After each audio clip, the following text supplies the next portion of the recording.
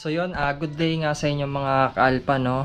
For today's video vlog nga ay magbibigay tayo ng konting kaalaman sa pagkakaiba ng small disc tsaka big disc tsaka yung lighten disc, no? So kapag gusto ninyong magpalit, dapat panoorin nyo muna to para may idea po kayo, no? Para kapag gusto ninyong magpalit or mag-upgrade or mas gusto ninyong mas magaan yung disc ninyo, kailangan pag-isipan nyo munang mabuti, no? At kung anong purpose ng paggagamitan ninyo. So maraming nalilito, maraming nadidisgrasya dahil dito sa pagpapalit. So unahan ko na kayo, ako magbibigay lang din ako ng advice tsaka guide based on my experience. So nagmo-motor show din kasi tayo, tapos naglo-long ride din tayo. Ayan, nagsi-city driving din tayo mga kaalpa, no? So dito nga mga kaalpa, papakita ko sa inyo yung mga iba't ibang klase ng disc. So ito yung sa Mio. Ayan, standard size siya. Nasa 180mm yata to. Tapos ito naman nasa 190mm. And then ito namang lighten disc nasa 220mm. And then ito namang big disc na TTGR. Ito na, ang size niya nito ay 267mm.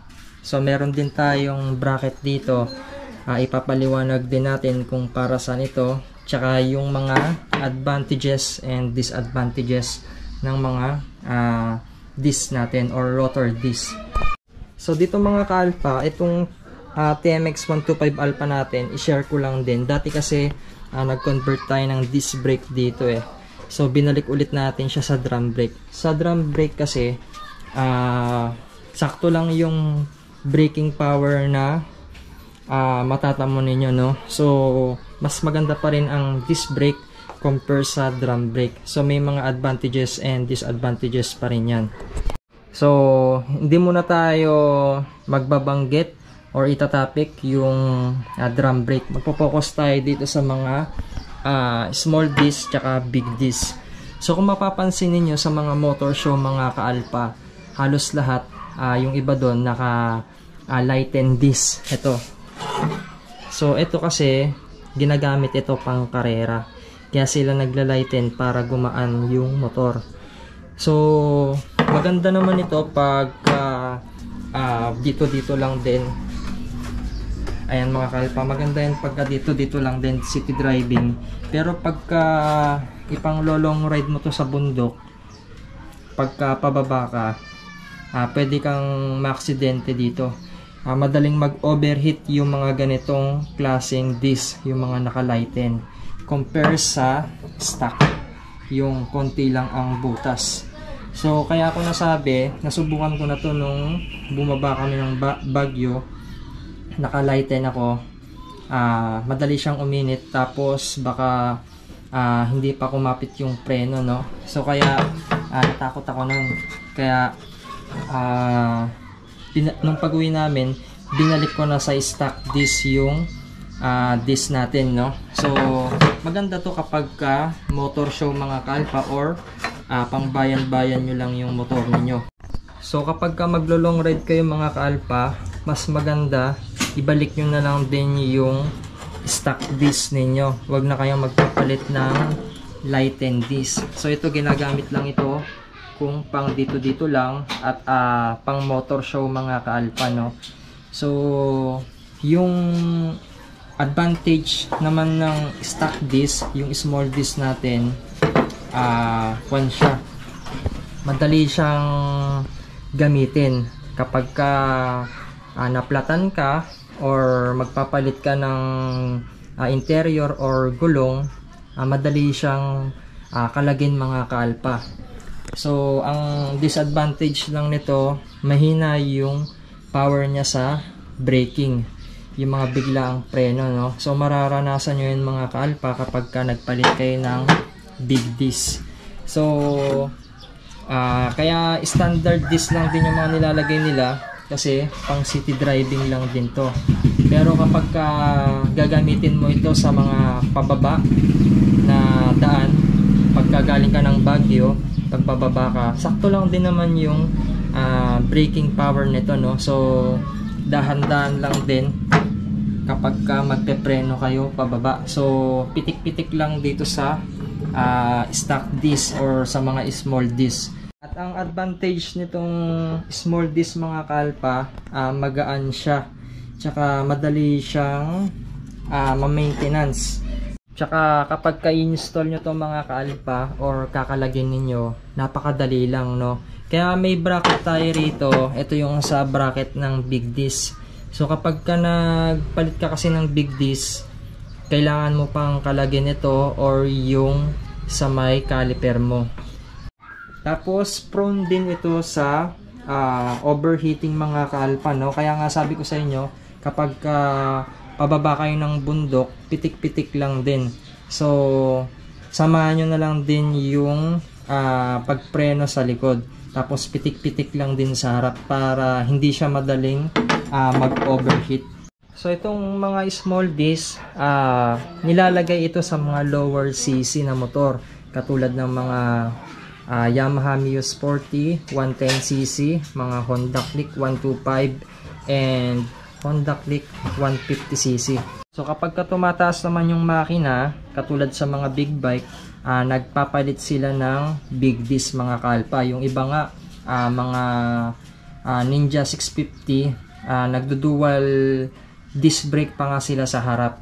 So kapag tumataas yung engine, mas lalong tinataasan yung rotor disc ng isang vehicle or motorcycle.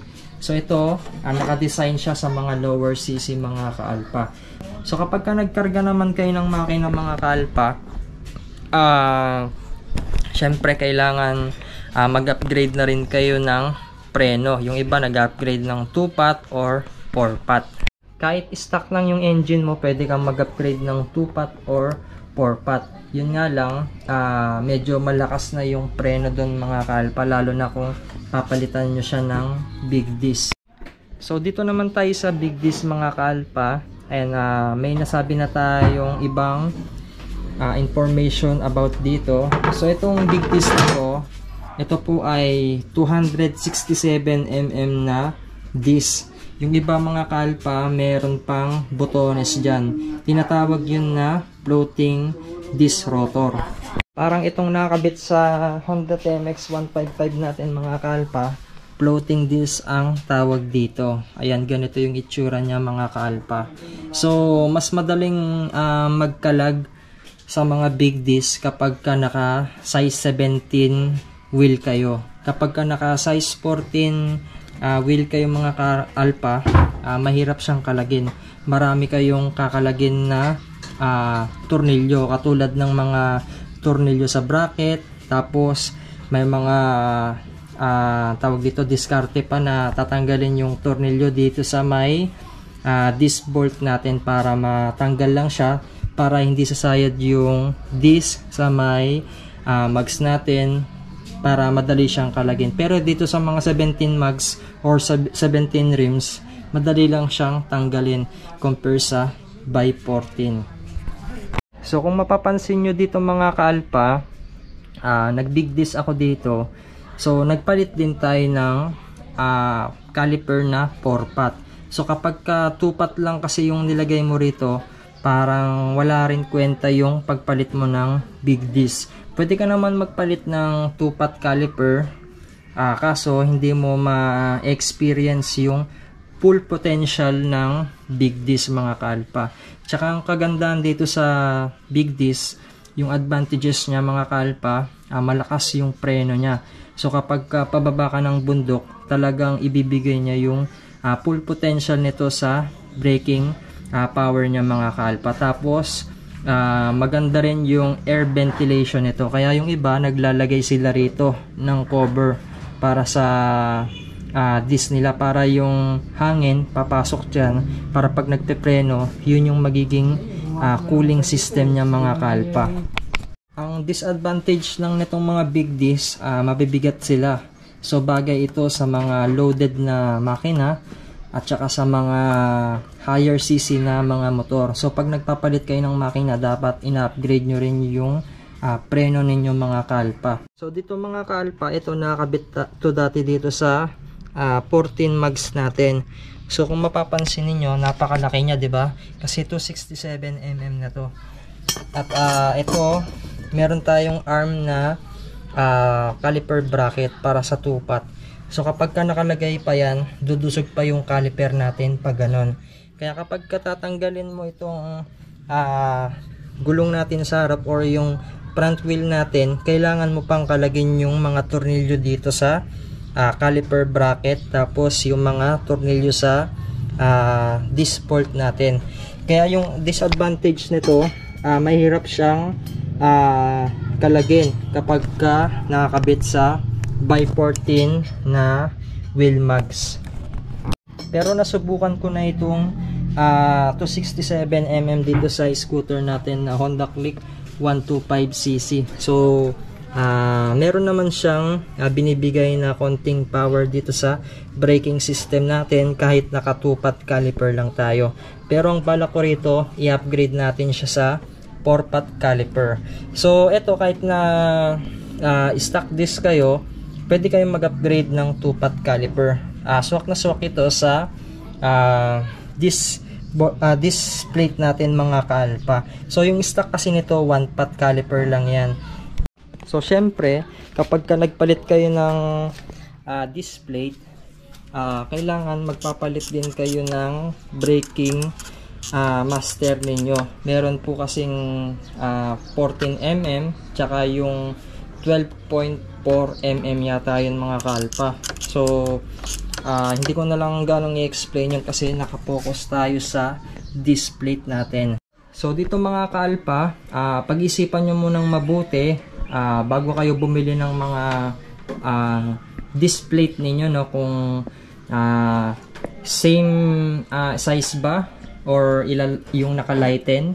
So ulitin ko mga kalpa, nakadepende yan sa habit ninyo kung saan ninyo gagamitin.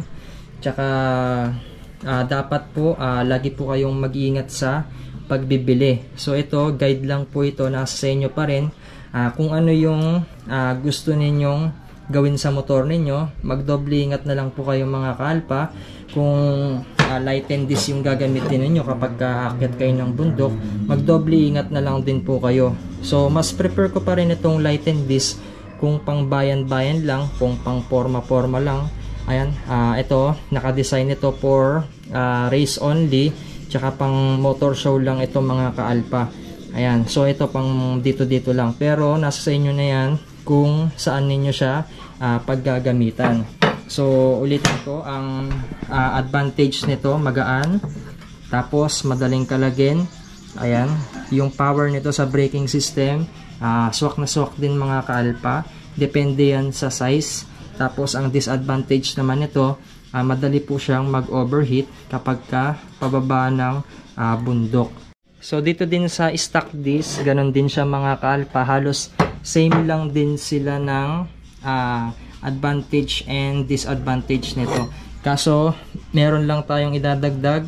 Ayan, katulad nga ng sinabi ko, maganda lang din ito kapag ka pang dito-dito, no. So itong stock disc mga kaalpa, ayan, kung ayaw naman ninyong magpalit-palit, kung stock is good kayo, wag nyo nang pakilamanan yung motor ninyo, no, kung ayaw ninyong magpalit-palit. So halos same lang din sila ng advantages and disadvantages nitong lighten disc, no. So may mga konting comparison lang din sila or yung mga pagkakaiba, no. Ayan, halos dito kasi same lang din, pero sa weight dun sila nagkakatalo kasi ito lighten, maraming butas-butas compare natin dito sa stock disc. So magaan din itong stock disc, kaso tawag dito, konti lang din yung power na ibinibigay nito mga kaalpa. At dito mga kaalpa, sa big disc, katulad ng sinabi ko sa inyo, kapag ka nakabay 17 kayo, saktong-sakto lang yung pagkakalag. Ayan, so maganda yung power nito kapag ka gusto nyo talaga ng malakas na preno. So ibibigay nito yung full potential, lalo na kapag ka naka 4-pot caliper kayo mga kaalpa. Ayan, maganda yung braking system. Yun lang, medyo may kabigatan siya mga kaalpa. And maganda rin ito kapag loaded yung makina ninyo mga kaalpa. So goods na goods to sa inyo mga kaalpa kapag ka madalas po kayong nabiyahe ng malalayo. Ayan, kapag ka lagi kayong naglo-long ride at nagne-nature trip kayo, ayan mga kaalpa, hindi kayo ipapahiya nitong big disc kapag ka usapang preno lang yung hinahanap ninyo, no, kung palakasan lang ng preno. So dyan lang yung munting advice and vlog natin about sa small disc and big disc. So sana nakakuha kayo ng idea. So kapag magpapalit kayo, and sana nakatulong itong vlog na to mga kaalpa, no? At tawag dito, mag-subscribe lang kayo mga kaalpa para kapag nag-upload tayo ng mga ganitong video vlog sa mga review and guide, mga installation, lagi kayong ma-notify sa mga vlog natin mga kaalpa, no? So yan, sobrang init, napaubad na tayo. And marami pa tayong mga gagawing vlog dito sa mga motor natin. So magbibigay tayo ng mga advice, mga dapat gawin mga kaalpa, mga murang pyesa na ikakabit. So mga pag-orderin natin sa Shopee, mga unboxing. Ayan mga kaalpa, i-upload natin lahat yan. Magiging transparent lang tayo sa mga vlog natin. I know is not in her. She's a